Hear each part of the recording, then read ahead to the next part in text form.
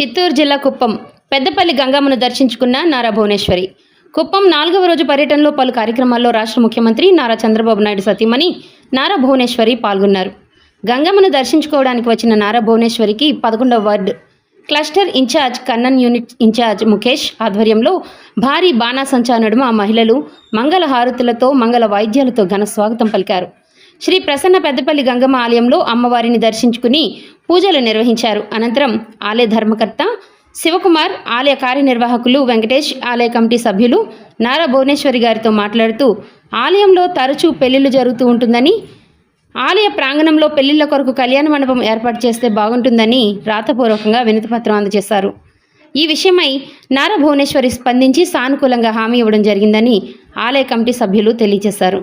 ఈ కార్యక్రమానికి తెలుగుదేశం పార్టీ నాయకులు, కార్యకర్తలు, మహిళలు పెద్ద ఎత్తున పాల్గొనడం జరిగింది.